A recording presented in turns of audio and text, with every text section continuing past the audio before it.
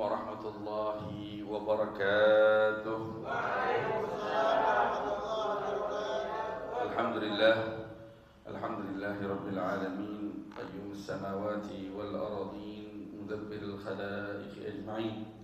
Wassalatu wassalamu ala asyrafil anbiya'i wal mursalin, sayyidina wa habibina wa syafi'ina wa qurrati a'yunina wa maulana Muhammadin sallallahu alaihi al-mab'uth rahmatan lil alamin, sallallahu alaihi wa ala alihi at-tayyibin at-tahirin wa sahabatihi al-ghurril mayamin wa tabi'in wa tabi'it tabi'in wa man tabi'ahum bi ihsanin ila yaumiddin. Subhanaka ya Allah, subhanaka la ilma lana illa ma 'allamtana, innaka antal alimul hakim. Rabbana zidna ilman warzuqna fahman waftah lana futuhal arifin wa faqihna fid din wa 'allimna at-ta'wil wahdina ila sawa'is sabil warzuqna fahman nabiyyina wa hifdhal mursalin wa sur'ata ilhami malaikatil muqarrabin. Allahumma aghnina bil 'ilm wa zayyinna bil hilm wa akrimna bit taqwa wa jammilna bil 'afiyah ya arhamar rahimin. Amma ba'd, alhamdulillah, puja dan puji syukur kita panjatkan di hadirat Allah Subhanahu wa taala atas segala karunia-Nya yang dilimpahkan kepada kita, terkhusus nikmatul Islam, nikmatul iman, nikmat panjang umur, sehatul afiat, nikmat diberi taufik dalam taat, nikmat diberikan keluangan waktu dan dimudahkan langkah kaki kita untuk hadir di majelis yang mulia ini, nikmat digolongkan menjadi umatnya baginda Nabi Muhammad sallallahu alaihi wasallam.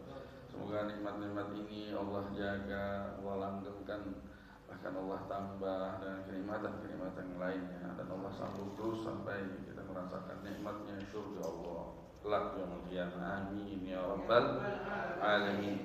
Salawat dan salam tak lupa senantiasa terus kita haturkan kepada junjungan kita Nabi besar Muhammad sallallahu alaihi wa alihi wasallam, Nabi yang begitu amat sempurna zahir dan batinnya, Nabi yang dijadikan uswah untuk kita. Semoga Allah Subhanahu wa taala memberikan kita taufik, hidayah, inayah, sehingga dengan mudah kita mengikuti jejak baginda Nabi Muhammad sallallahu alaihi wasallam, dan insyaallah kita ditempatkan di tempat yang mulia di dekatnya di yaumul qiyamah. Amin ya rabbal alamin. Ma'asyiral hadirin yang dimuliakan oleh Allah, terkhusus para habaib, para jamaah setia majelis Ta'lim Darul Mustafa, insyaallah semuanya diberikan kemuliaan, diberikan panjang umur, sehatul afiat, diluaskan rezeki, digampangkan segala urusan, dan diluluskan segala hajat dunia maupun akhirat. Amin ya rabbal alamin. Kembali kita berjumpa di sore hari menjelang maghrib di waktu fadilah dalam rangka melanjutkan pengajian kita, di mana pada kesempatan kali ini adalah melanjutkan dari kajian kita ad-da'wah utama, yang mana kita sudah ada di pembahasan khatimah, akhir-akhir pembahasan, di mana pembahasan di akhir pembahasan terkait dengan petuah-petuah atau enggak wejangan-wejangan para salaf saleh, dari mulai Nabi, ya, para sahabat sampai tabi'in dan tabi'in. Ya, disebut salafun saleh itu mereka yang hidup itu salaful ummah itu mereka yang hidup di kurun pertama, kurun kedua, dan kurun ketiga dari kalangan orang-orang solehnya. Nah, itu disebut salaful ummah. Ya, kurun para sahabat, kurun para tabi'in, murid-muridnya para sahabat, dan kurun tabi'in, yaitu kurun para muridnya para sahabat.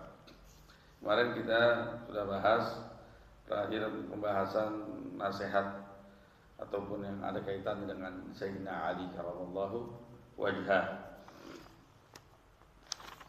Ya, kalau nggak salah sampai di situ kita habis ini kita masuk ke Sayyidina Umar dan para sahabat yang lainnya. Langsung saja, Bismillahirrahmanirrahim. Qala al-Imam al-Arif billah al-Alim al-Allamah bid-da'wah wal-irsyad wa ruth al-ibad wal-bilad Al-Habib Abdullah bin Alawi al-Haddad fi kitabih ad-da'wah at-tamah wa at-tadhkirah al-'ammah rahimahullah rahmatal abrar wa adama lana an-naf' bi 'ulumihi wa bi asrarihi fid darain amin. Ila an qala radhiyallahu ta'ala anhu wa 'anna wa 'ankum. Bismillahirrahmanirrahim. Wa 'an Umar radhiyallahu anhu qala nadhara an-nabiy sallallahu alaihi wa alihi wasallam ila Mus'ab bin Umair muqbilan wa alayhi ihabu kabshin qad tamantaqa به فقال النبي صلى الله عليه وآله وسلم انظروا إلى هذا الرجل الذي قد نور الله قلبه لقد رأيته بين أبويه يغدوانه بأطيب الطعام والشراب فدعاه حب الله وحب رسوله إلى ما ترون. ومرض خباب بن الأرد رضي الله عنه فعاده نفر من الصحابة رضوان الله عليهم أجمعين فقالوا أبشر يا أبا عبد الله إخوانك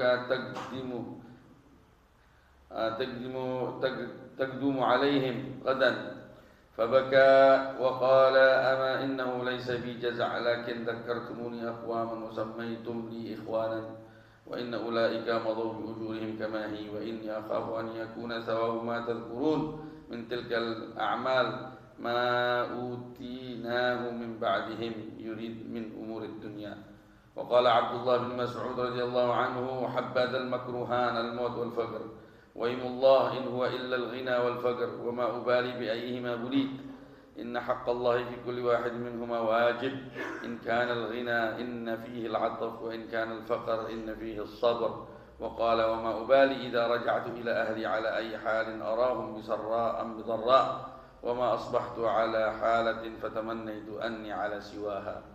وقال إن الرجل لا يدخل على السلطان معه دينه فيخرج ولا دين له فقيل له لما ذلك قال لأنه يرضيه بما يسخط الله تعالى.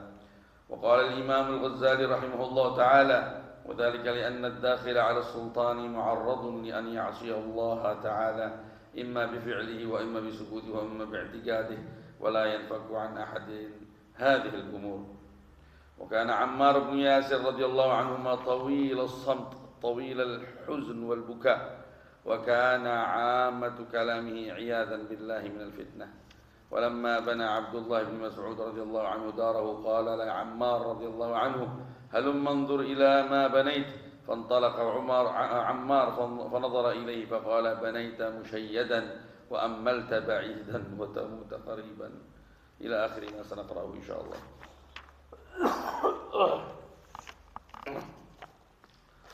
Bismillahirrahmanirrahim. Berkata Al-Habib Abdullah bin Alawi al-Haddad dalam kitabnya Ad-Da'wah at-Tamah wa Tadhkirah al-'Ammah, semoga rahmat Allah senantiasa meliputinya dan Allah berikan kita manfaat melalui ilmu-ilmunya dan rahasia-rahasia Allah yang Allah berikan kepadanya yang kita rasakan insyaallah baik manfaatnya bagi dunia maupun di akhirat. Sampai kepada apa yang beliau kutip di penutupan kitabnya ini Ad-Da'wah at-Tamah. Wa 'an Umar radhiyallahu anhu dari Sayyidina Umar radhiyallahu anhu. Qala, beliau berkata, Sayyidina Umar menjadi saksi akan kejadian ini. Nadhara an-Nabi sallallahu alaihi wasallam ila Mus'ab bin Umair. Rasulullah lagi ngumpul nih sama para sahabatnya, tiba-tiba melihat Mus'ab bin Umair lagi datang. Mus'ab bin Umair, sahabat baginda Nabi Muhammad SAW yang luar biasa. Muqbilan, datang lagi menghampiri Nabi Muhammad SAW dengan sahabat-sahabatnya. Wa alaihi ihabu kabshin qad tamantaqa bihi. Dia pakai gesper yang terbuat dari kulit kambing. Ya, gesper sederhana lah. Ya. Gesper sederhana. Faqala Nabi SAW, ini belum datang dia lagi dari jauh kelihatan. Terus Nabi bilang ke sahabat-sahabatnya lagi, Unduru ila hadzal rajul alladhi qad nawwara Allah qalbah. Lihatlah ke orang itu yang telah Allah buat bercahaya hatinya. Ya, bercahaya, cahaya Islam maksudnya. Ini dia datang dalam keadaan memeluk agama Islam. Sebelumnya dia lihatlah ke orang tersebut yang telah Allah buat bercahaya hatinya. Laqad ra'aituhu baina abawayhi. Dulu saya melihat dia di antara kedua orang tuanya, yaghwanihi bi atyabit ta'am wa syarab. Lagi dikasih makan dengan makanan yang lezat, enak, sama minuman yang lezat dan enak. Sekarang dia tinggalin itu semua. Fada'ahu hubbullah wa hubbu rasulih. Cintaan kepada Allah, kecintaan kepada Rasulnya telah memanggil dia ila ma tarau. Memanggil dia ke arah apa? Ke arah kehidupan yang kalian lihat. Artinya dulu mungkin pakaiannya mewah, gesper mahal. Ini sekarang ditinggalin, dia rela pakai gesper buat dari kulit yang sederhana. Dia datang demi menyambut apa? Kecintaannya dia terhadap baginda Nabi Muhammad dan kepada Allah Subhanahu wa taala. Itulah iman, ya. Iman kalau udah benar-benar merasuk dan bertengger, mengakar di dalam hati, ya gitu. Enggak peduli lo mau hidup susah, yang penting ku beriman, enggak ada urusan. Ya, tapi bukan berarti dia terus pangku tangan, enggak. Artinya dia tetap berusaha karena memang Allah suruh dia berusaha, hasilnya diterima apa adanya. Dia pusing, dia dijalani dengan senyuman. Bangun pagi senyum, mau tidur senyum. Enggak pernah sumpah kecuali terhadap dosa. Enggak pernah sumpah kecuali sama dosanya. Enggak pernah sumpah kecuali dia ngelihat kenapa gue nih males sholat berjamaah di masjid, males hadir majelis. Itu yang dia tangisin. Dia nggak peduli apapun yang terjadi terhadap dunianya. Nah ini pesannya itu di balik kisah ini. Wa marida Khabbab ibnul Arad, ya, Khabbab ibnul Arad bin Jandalah, ya, dia orang keenam yang masuk Islam. Islam minas sabiqin al-awwalin, tergolong orang-orang yang paling pertama masuk Islam. Termasuk orang-orang yang diazab dengan azab yang amat sangat pedih oleh orang kafir Quraisy saat itu. Seluruh peperangan dia pernah ikut. Nah, ini kayak begini nih, sahabat yang kayak begini nggak bisa dibandingkan sama sahabat-sahabat yang masuk Islam belakangan. Yang begini as-sabiqin al-awwalin minal muhajirin wal ansar, itu luar biasa. Iya enggak? Makanya sahabat pun ada tingkatannya. Ada tingkatannya. Ya. Yang paling pertama, yang terdepan adalah al-arba' al-khulafa ar-rasyidin. Ya. Kemudian al-ashara al-mubasysyirin bil jannah. Ya, 10 orang menyempurnakan yang 4 yang ditegaskan oleh Nabi bahwa mereka tergolong orang ahli surga. Kemudian ahl bai'at ar-ridwan, terus ahl bai'at al-Hudaybiyah, terus ahl Fatah Mekah sebelum itu. Terus habis Fatah Mekah lain tuh. Ya, artinya mereka sahabat juga, tapi mereka tingkatan berikutnya gitu. Seperti Abu Sufyan sahabat Nabi Muhammad, dia Islam, masuk Islam. Walaupun luar biasa dulu permusuhannya dengan Nabi Muhammad sallallahu alaihi wasallam, dia masuk Islam di akhir di pas Fatah Mekah itu juga dalam keadaan penuh rasa takut gitu. Tapi Nabi Muhammad SAW nggak balas dendam. Masya Allah. Nabi Muhammad bilang kepada kaum kafir Quraisy, wahai penduduk Mekah, apa yang kalian lihat? Kiranya saya ini dalam keadaan saya seperti ini, apa yang akan saya lakukan kepada kalian? Kalian dulu musuhin saya, kalian usir saya, ibaratnya. Tapi Nabi nggak seperti itu. Ini sekarang saya punya kekuatan kayak begini. Kalau menurut ente, anda bakal apain ente nih? Wallah, ente pites satu-satu. Gitu.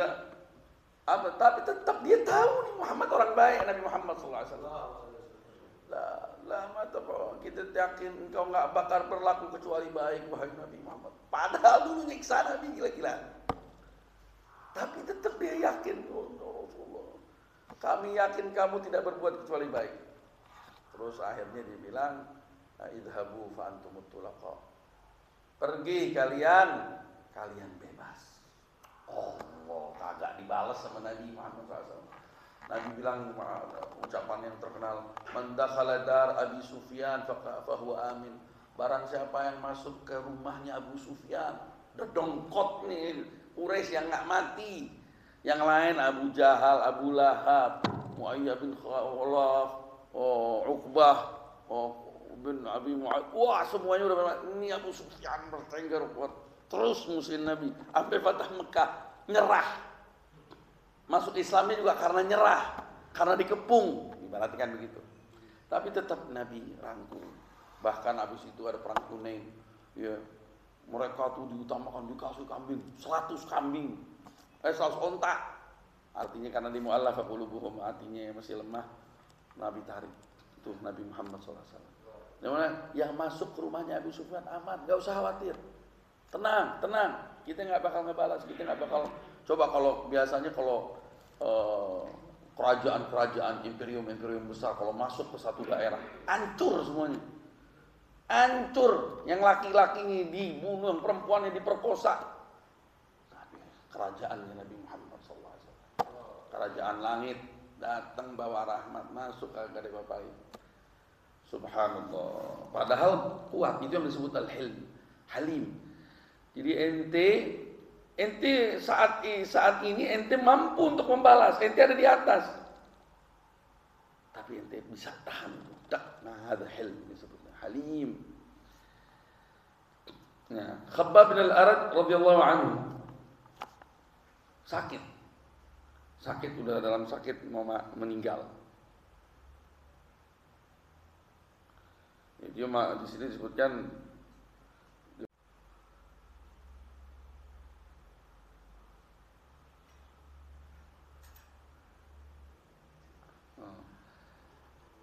dia sakit, hidup panjang sampai ngalamin di masa Sayyidina Ali karramallahu wajhah. Ada di barisan Sayyidina Ali. Kemudian fa'adahu nafar min sahabat. Pas dia sakit, beberapa sahabat menjenguknya. Radhiyallahu alaihim ajma'in. Faqalu, para sahabat yang menjenguknya ngegedein hatinya. Hatinya. Maka emang seperti itu kita dituntut.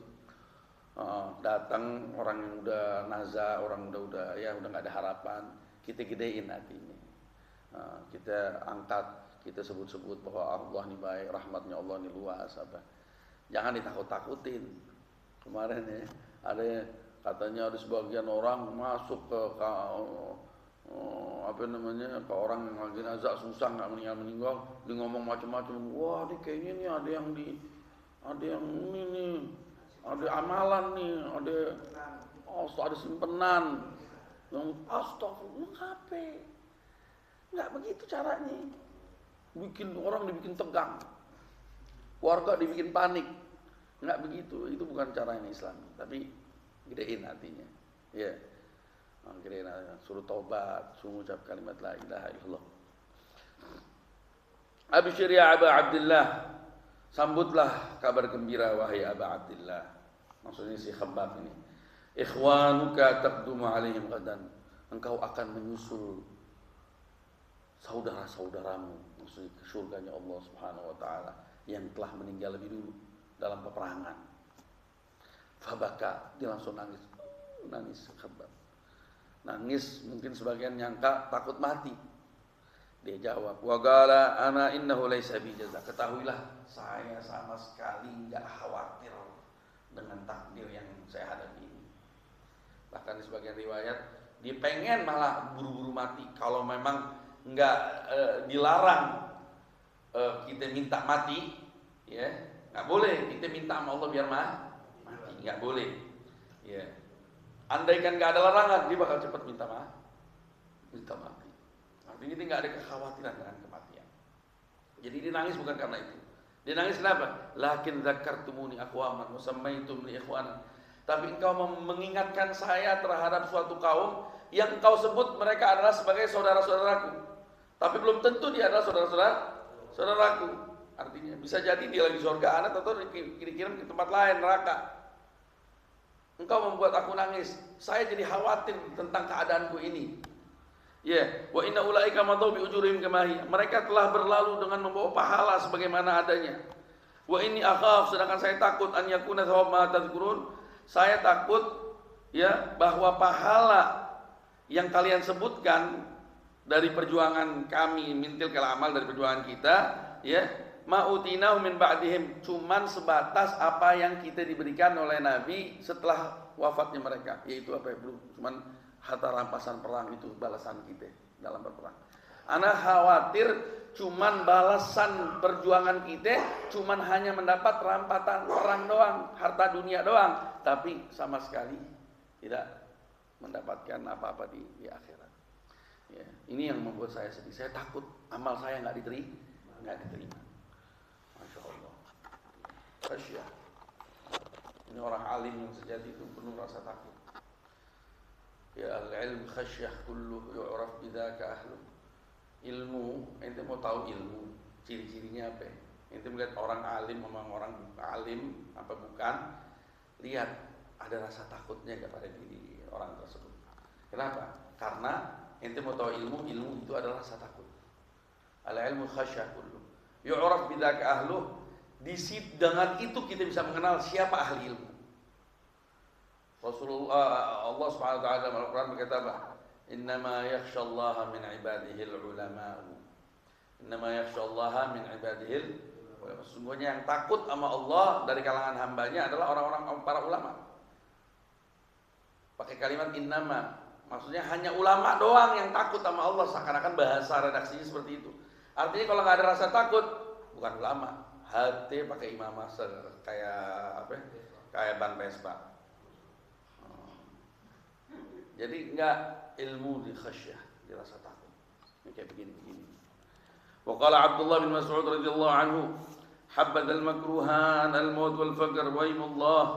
Kata Abdullah bin Mas'ud juga tergolong sahabat yang terdepan, ya. Masuk Islam sudah lama, termasuk mengalami hijrah 2 kali, hijrah ke Habasyah dan hijrah ke Madinah. Ya, hadir di medan peperangan Badar dan peperangan setelahnya, dan melazimi Rasulullah SAW. Ya, dan dia termasuk orang yang tukang megang sendalnya Rasulullah Sallallahu Alaihi Wasallam. Orangnya kecil, kurus, pendek, katek, ya orangnya kecil. Tapi pernah dia naik ke pohon sidir, pohon arok, apa namanya, siwak. Pas lagi naik, toto ketiup angin, bergerak-gerak. Baru ketawa sahabat, pada ketawain dia. Dia punya apa?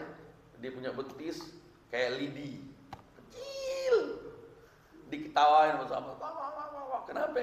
Kata Nabi. Apa yang membuat kalian ketawa? Itu nggak ngeliat. Dia punya betis kecil banget. Terus kata Nabi, ketahuilah, betisnya nanti ditimbang di akhirat, ya. Betisnya lebih berat dari timbangan orang ahli maut tadi.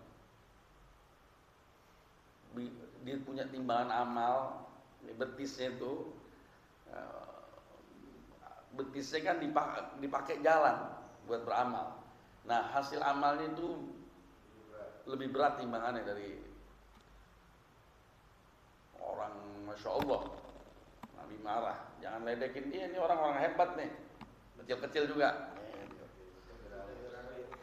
Abdullah bin Mas'ud radhiyallahu anhu berkata, habbadal makruhan. Habbadal makruhan. 2 perkara yang tidak disenangi, alangkah indahnya. Alangkah bagusnya kalau itu kita ditakdirkan dengan itu. Apa? Al-maut wal faqr, kematian dan kefakiran. Orang takut mati, orang takut miskin. Iya kan? 2 perkara ini ditakutin sama orang. Tapi kata Abdullah bin Mas'ud, ya akhir, kalau memang itu datang, ahlan wa sahlan, nggak masalah.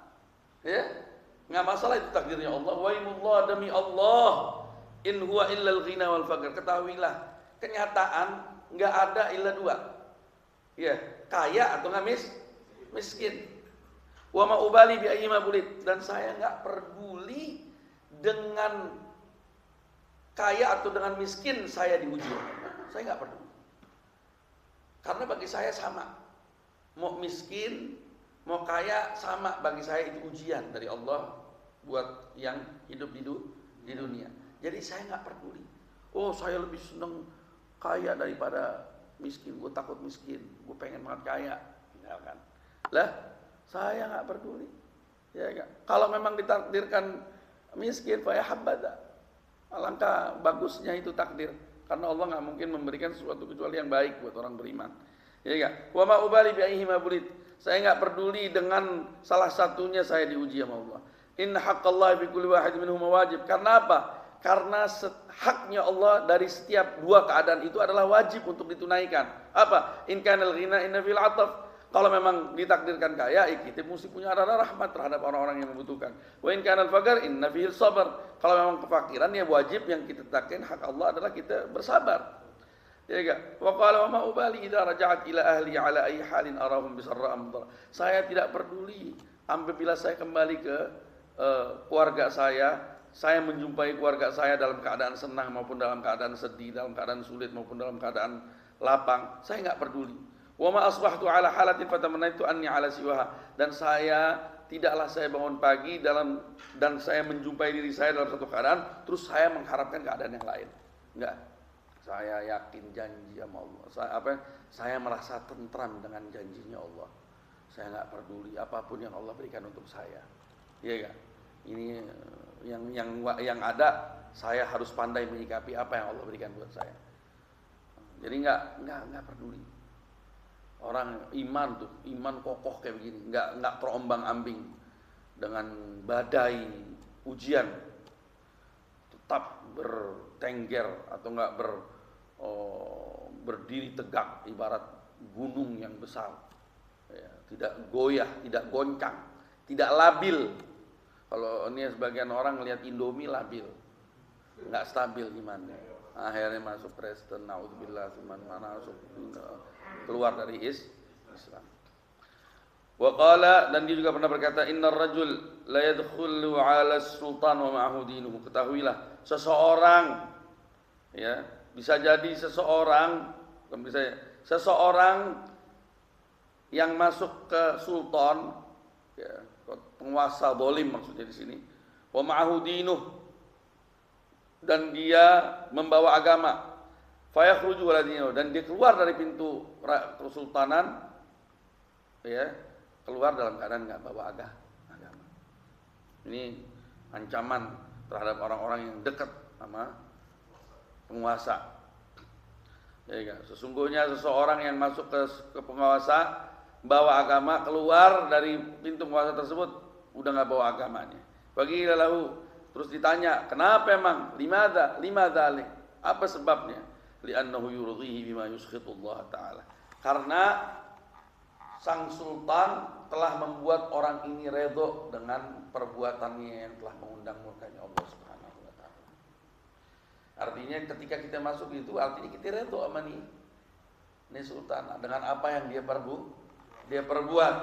Qala Imam Ghazali mengomentari, wa dzalika li anna ad-dakhil 'ala sultan mu'arradun li an ya'si Allah ta'ala. Oh, anak enggak begitu. Anak tetap, cuman anak kan punya panggung untuk ngasih nasihat dan lain sebagainya. Kata Imam Ghazali, bagaimanapun keadaannya berbahaya. Di an-dakhil 'ala sultan, karena yang masuk ke pintu penguasa mu'arradun li an ya'si Allah. Dia sudah tersodorkan untuk bermaksiat kepada Allah. Apapun keadaannya. Imam Bifili terkadang dengan perilakunya mengikuti apa yang diikuti yang salah, au bisukuti, atau sikap diamnya dia, au bi'tiqadihi, atau dengan keyakinannya dia, i'tiqadnya dia, keyakinannya dia terhadap sultan. Mungkin ada baiknya, padahal yakinnya begitu. Wala yanfaq an ahadin hadhil umur, dan ketahuilah setiap orang yang masuk ke sultan enggak bakal lepas dari tiga perkara ini. Dulu Habib Alwi Muhammad bin Tahir Al-Haddad yang dikubur di Bogor, di kakinya Habib Abdullah bin Mahsin, itu dekat sama siapa namanya, presiden pertama Soekarno. Presiden kan dia punya istana kan di sono. Pernah presiden minta ketemu, kata presiden, Dia tahu Presiden Soekarno tahu bahwa Habib Alwi nggak bakal mau datang ke istana. Orang ahli, orang yang megang agama zaman dulu orang nggak sembarangan. Katanya Presiden, biar saya yang datang ke kamu. Kata Habib Alwi, jangan, saya yang datang ke kamu. Kenapa? Pikiran Habib Alwi, lo kalau datang pasti ngerepotin warga. Ada sterilisasi, maka apa? Dagangan orang di kodok-kodok kan biasanya begitu kan. Presiden tuh wah kalau udah yang mau keluar, yang mau di tol diberhentiin dulu, lewat dulu dia. Akhirnya ngundang lanat tuh, ajar. Nah, itu repot, emang susah. Tapi kewibawaannya dia begitu. Presiden emang begitu kewibawaannya. Ke penguasa begitu. Terus Habib Alwi merasa rahmat dengan kampung sekitarnya, ya biar saya sana. Dia naik dokar, dia berhenti persis di depan gerbang pintu istana. Dia berhenti di situ, dia nggak masuk, berhenti di situ, di depan pintu. Soekarno dah datang. Jalannya kan jauh, dari gerbang ke disamperin. Soekarno berdiri ngobrol sambil berdiri, Habib Alwi duduk di atas lokal, nggak pakai turun, nggak ada. Kewibawaan seorang ulama. Ini sekarang ulama cium tangan penguasa. Wakana itu iman yang membuat orang seperti itu. Kita tolong keimanan seseorang, gambaran.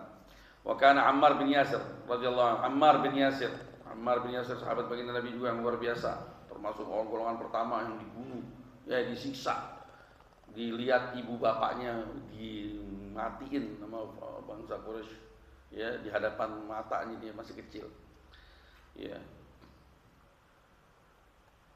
Radhiyallahu anhu. Wa kana Ammar radhiyallahu anhu. Ammar di antara sifatnya dahulu tawil as-sam, banyak diam. Tawil al-hazan, kesedihannya senantiasa melekat pada dirinya. Banyak nangis, banyak sedih. Ingat, nangis sedih bukan takut sama dunia, dia takut sama dirinya, sama dosanya. Iya kan? Banyak diam, nggak banyak ngomong, banyak nangis, banyak sedih. Wa kana amat kalami, dan umum mayoritas pembicaraannya dan billah minal fitnah, minta perlindungan sama Allah dari bahaya fitnah. Lakin Ammar bin Yasir ini ada di barisan Sayyidina Ali waktu era fitnah, karena diminta perlindungan sama Allah, senantiasa takut kena fitnah, dia di barisannya. Nabi yang ngomong dari awal, Nabi udah isyaratkan waktu lagi perang Khandaq, orang-orang lagi pada ngangkat galian tuh, pada ngambil satu, dia ngambil dua, ngangkatnya dua, semangat gitu. Terus Rasulullah melihat, wahai Ammar, taqtuluhul fi'atul baghiyah, yad'uhum ila al-jannah wa yad'uhum ila al-jannah wa yad'unahu ila an-nar. Kesian si Ammar, kelak dia akan diperangi oleh pasukan yang pembelot, pembangkang pemerintahan yang sah. Padahal zaman itu zaman fitnah yang terkena para sahabat saat itu, antar para sahabat. Saat itu Sayyidina Ali diperangi oleh Muawiyah bin Abi Sufyan, dua-duanya muslim. Tapi kebenaran ada di tangan Sayyidina Ali. Walaupun kita nggak boleh menjelekkan sahabat secara keseluruhan, biar kita serahkan sama Allah Subhanahu wa Ta'ala. Nah, tapi si Ammar saat itu sudah diisyaratkan sama baginda Nabi bahwa dia akan berada di barisan yang benar. Dia akan diperangi oleh golongan pembelot. Ammar mengajak mereka ke surga, sedangkan mereka mengajak Ammar ke neraka. Itu ma'ruf hadis tersebut. Radhiyallahu ta'ala an ashabi Rasulullah ajma'in. Radhiyallahu ta'ala an ashabi Rasulullah. Ya Rabb. Kemudian walamma bana Abdullah bin Mas'ud. Ammar kayak begitu kan sifatnya. Tatkala Abdullah bin Mas'ud bangun rumah, Faqala li Ammar, berkata Abdullah bin Mas'ud kepada Ammar, ya Ammar radhiyallahu anhu, halumma unzur ila ma banit. Ayo sini coba lihat bangunan gue, bagi bangun rumah nih. Fantalaka Ammar fanadhara ilaihi. Ammar datang melihat rumahnya. Melihat rumahnya siapa? Abdullah bin Mas'ud. Apa kata Ammar? Ya Abdullah, wahai Abdullah, banaita musyayyadan wa ammalta ba'idan wa tamutu qariban. Engkau telah membangun satu bangunan yang kokoh. Engkau telah berangan-angan jauh, wahai Ammar. Engkau telah berangan-angan jauh. Sedangkan engkau akan mati sedikit lagi. Orang kayak begini udah bayangannya surga, ya. Misalnya aja dia ngeliat gitu. Dianggap gitu bangun dunia, bangun rumah mewah. Oh, pengen hidup lama loh hidupnya loh. Ya, karena udah pikirannya udah apa? Dunia dar man la dararah kata Nabi Muhammad. Dunia ini adalah rumahnya orang yang nggak punya rumah. Dunia dar man la dararah. Dunia ini rumahnya siapa? Rumahnya orang yang nggak bakal punya rumah, maksudnya ntar di surga.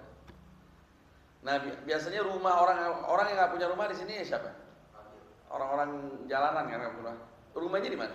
Di jalanan. Berarti dunia apa? Dunia itu jalanan, bukan tempat singgah. Aish fid dunya ka'annaka gharib aw 'abir sabil. Hiduplah di dunia, kata Rasulullah terhadap Abdullah bin Umar. Hiduplah engkau di dunia wahai Abdullah bin Umar, ibarat engkau seorang yang asing atau sebagai orang yang lagi berlalu di jalanan. Nggak mungkin lo singgah di situ berumah, pasang kemah, enggak. Cuman lewat saja. Masya Allah. Dah sampai di situ dulu. Insya Allah kesempatan berikutnya kita akan lanjutkan tentang Mu'adz bin Jabal, Utbah bin Ghazwan, para sahabat baginda Nabi. Di sini antum bisa lihat betapa hebatnya keimanan para sahabat Rasulullah SAW, anak didiknya Rasulullah SAW. Demikian kurang lebihnya maaf. Wabillahi taufiq wal hidayah wal afiya minkum. Wassalamualaikum warahmatullahi wabarakatuh.